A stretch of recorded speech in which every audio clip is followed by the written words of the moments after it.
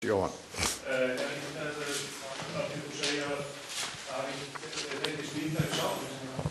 Þetta mikilvægt mál, þetta lítur betur út en það gerði, en ekki með sömu rökum hægt að segja sem svo að forsetinn eigi bara yfir höfuð að vísa öllum málum sem ekki víðtæk sátt í þjóðaratkvæðagreiðslu. Nei, það alrangt, enda ef þú lest yfirlýsinguna og skoðar hana grannt, þá grundvallar forsenda þessarar ákvörðunar að þjóðin fór með löggjafarvaldið ásamt Alþingi í þessu máli og stjórnarskrá lýðveldisins á þann veg að Alþingi fer ekki alfarið eitt með löggjafarvaldið, heldur getur þjóðin komið að því.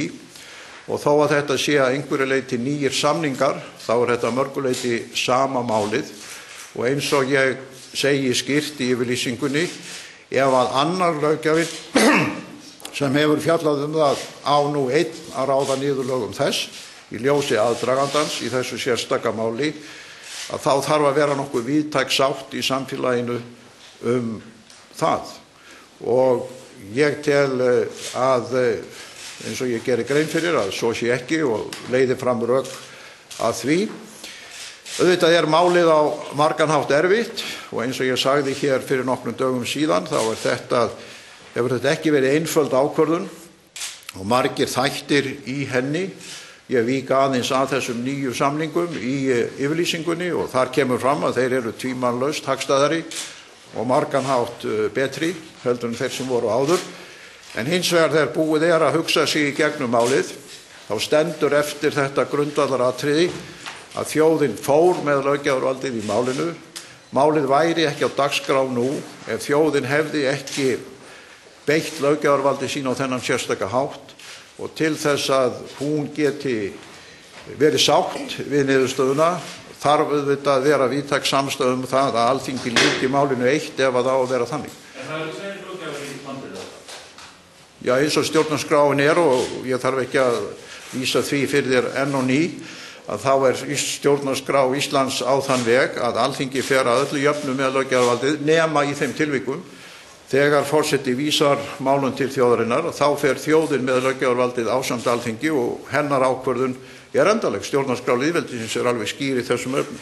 Mér langar til að spyrja þig, nú munurinn á þessum lögum sem voru samþykkt Alþingi núna og þeim sem voru samþykkt fyrir árið þau að meðal annars sá að Alþingi samþykkir þetta með auknum meirihluta. Það mikil samstaða, eða tiltölulega mikil samstaða málið á þingi. Ertu ekki að vega að þingræði í landinu með þessar ákvörðunum? Nei, ég sé á engan hátt að vega að þingræðinu nema síður sé. Eins og ég sagði fyrir rúmu ári síðan að þá eru tveir þættir í þessu máli. Annars vegar efni samningana og hins vegar lýðræðislegt eðli málsins. Og í atkvæðagreiðslu á Alþingi kom það skýrt fram að 30 þingmenn af 63 eða rétt tæpur helmingur þingmanna og sá helmingur var þannig samansettur að það voru þingmenn úr 4 stjórnmálaflokkum á Alþingi sem kom að þeim hluta þingsins, 30 þingmenn af 63 sem afdráttarlaust greiddu því atkvæði að þjóðaratkvæðagreiðsla færi fram. Og það auðvitað staðreynd sem ég horfi ásamt öðru. Þannig að við getum sagt að þingið hafi með yfirgnæfandi meirihluta talað fyrir efni samningsins, en það hefur verið mjög tæpur meirihluti í þinginu fyrir að hafna því að þjóðin gæti líka áfram verið löggjafi í þessu máli. Og þá kemur að því að meta aðra þætti eins og ég hef gert. Þú veitir sérstaklega til þess að það sé sama löggjafarþing sem afgreiðir þetta mál nú og gerði fyrir síðasta ári síðan og viltu þá með einhverjum hætti að það komi nýtt þing að þessum máli?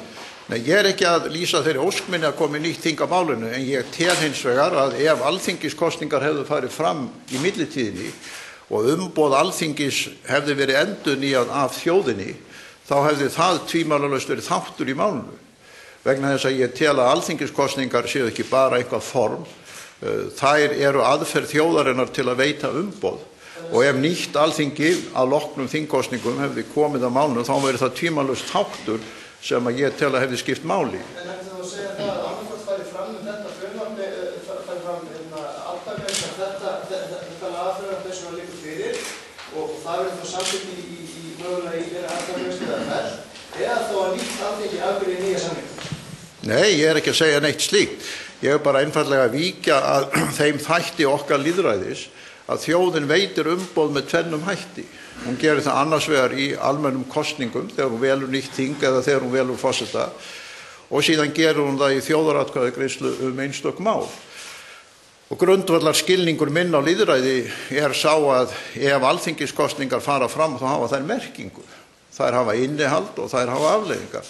Og þess vegna segi ég í yfirlýsingunni að þar að þetta hið sama þing og fjallaði áður málið, þá tel ég að það sé ákveðin rök fyrir því, ásamt öðrum rökum, að hinn löggjafinn, sem sé þá þjóðin í þessu tilviki, komi líka áfram að málinu. En hvað með þau sjónarmið sem hafa komið fram eins og til dæmis í nágrannalöndum okkar að ákveðin mál eins og skattamál og utanríkismál að þau eigi ekkert erindi í þjóðaratkvæðagreiðslu? Jú, við getum velt fyrir okkur stjórnskipun margra landa en við búum bara við stjórnskipun Íslands. Við getum ekki afgreitt mál hér á Íslandi á þeim forsendum að svona séu ákvæði í stjórnskipun Danmerkur. En hvað með rökin sem liggja þetta baki? Já, menn geta haft þau rök en þá eiga þeir bara beita sér fyrir að stjórnskipun Íslands sé breytt. Forseti Íslands getur ekki tekið ákvörðun, ég heldur ríkisstjórn Íslands eða Alþingi á þeirri forsendu hvað sé í stjórnarskrá Danmerkur. Okkar stjórnarskrá þannig að það engin greinamunur gerður á því hvert inntak laganna. Það engin. Og við verðum sem þjóð að fara eftir þeirri stjórnarskrá sem við höfum samþykkt og þeir sem eru ósáttir við þá skipan eiga það rétt að beita sér fyrir breytingum á stjórnarskránni og við höfum nú farið þann leiðangur að velja stjórnlagaþing til þess. Þannig ég tel að þau rök sem menn hafa sett fram séu einfaldlega ekki gild. Þar auki viljum bara segja að þeir aðilar sem treysta þjóðinni til þess að greiða atkvæði aðild að Evrópusambandinu, sem tvímælalaust flóknari ákvörðun heldur en þessir samningar sem nú liggja fyrir, þeir geta ekki að mínu dómi á sama tíma haldið því fram að þetta mál sé svo flókið að það sé ekkert að treysta þjóðinni fyrir því. Nei, já. Þú talar stjórnskipan Íslands, en ert þú ekki beinlínis að breyta stjórnskipan Íslands með þessari ákvörðun sem að getur alltaf falið í sér annað en að stjórnin þessi sem nú situr muni fara frá og kalla frá nýja kosningar? Nei, ert þú ekki að taka eða vald sem þú alls ekki hefur? Nei, ef þú bara lest stjórnarskrána og skoðar umræður lögfræðing og sérfræðing það og skoðar hvað gerðist 2004 og hvað gerðist 2010, þá hefur stjórnskipunin bara virkað á mjög góðan og skýran hátt.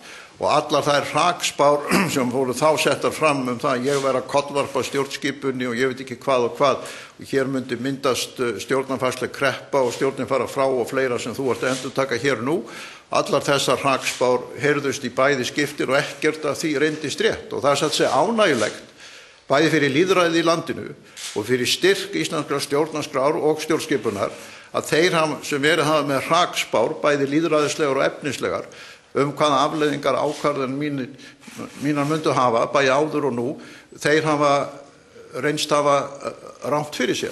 Og þess vegna stjórnarskráin þannig, og ef þú skoðar bara umræðuna 1944, að vegna þess að sjálfstæðisbarátta Íslendinga var þjóðarhreyfing, að þá var það vilji þjóðarinnar, þegar hún setti sitt lýðveldi, að hún hefði síðasta orðið löggjöf.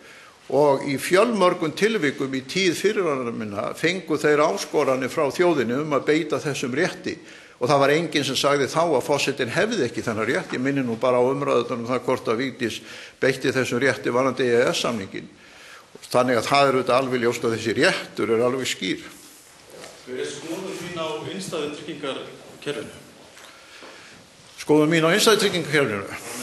Já, það má kannski margt það segja en á einfaldan hátt held ég að það sé að mörguleyti skynsamlegt kerfi sem bankar í viðkomandi löndum hafa komið sér upp og fyrst og fremst byggt á samstarfi þeirra og greiðslum þeirra inn í það kerfi og síðan það mismunandi útfært í ýmsum löndum. Það hefur sína kosti, það hefur sína galla en ég tel að það sé ekki kjarninn í þeirri ákvörðun sem ég hef tekið. Já.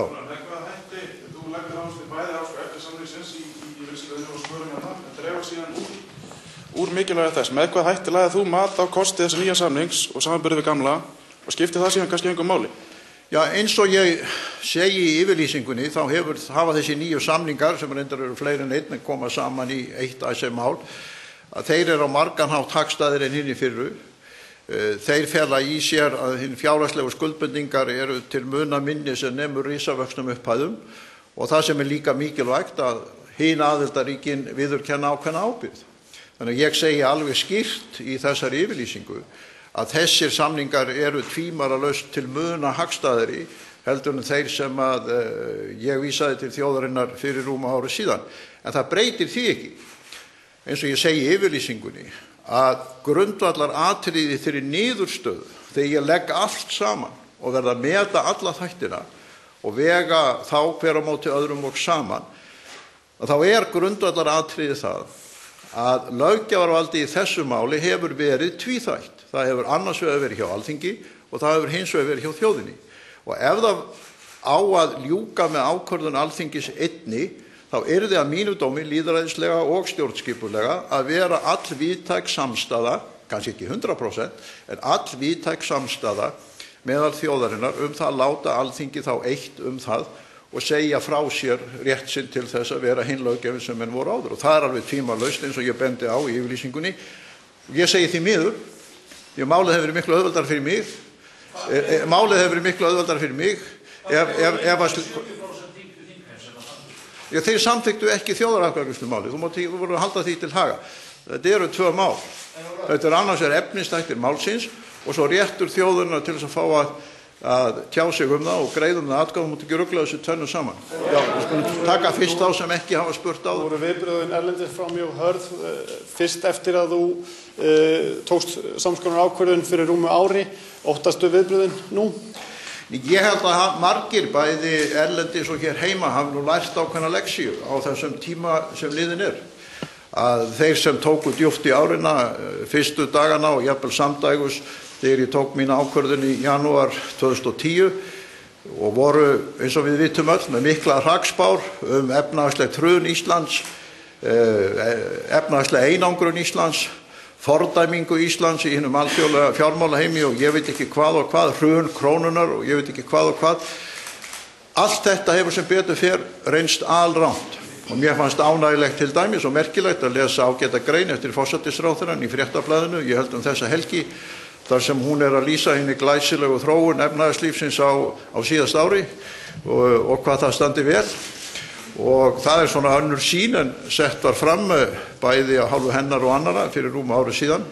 Og ég hef nú kannski meira en aðrir Íslendingar átt samræður við erlenda fjölmiðla á undanförnum mánuðum og síðast ári þetta mál. Og ég ber engan ótta í brjósti það að það verði einhver alþjóðleg fordæming. Þvert á móti, þá held ég að menn munu skoða þessa ákvörðun og velta henni fyrir sér með tiltölulega jákvæðu hugafari. Má ég ekki taka þá sem ekki eru búin að spyrja á það, svo skulum við koma þér á endi.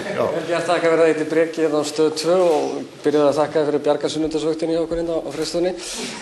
Svona í ljósi þessara ákvörðunar þinnar. Ég náði þessu ekki alveg. Nei, þetta var smá brandari. Í ljósi þessara ákvörðunar þá spyrir maður sig stöðu ríkisstjórnarinnar. Þetta mál hefur verið henni erfitt og þeir njóta núna stuðnings í að meirihluta Sjálfstæðisflokksins. Hver þín afstaða til stöðu ríkisstjórnarinnar eftir þetta? Ég tel að þessi ákvörðun breyti engum stöðu ríkisstjórnarinnar og ég vek athygli í því sambandi á það að þeir sem greiddu atkvæði með samningnum á Alþingi komu að stórum hluta úr stærsta stjórnarandstöðuflokknum og þingmenn úr öðrum stjórnarandstöðuflokki nokkrir sátu hjá við ákvörðunina. Þannig að málið að hálfu Alþingis alls ekkert málefni ríkisstjórnar annars vegar og stjórnarandstöðuna hins vegar.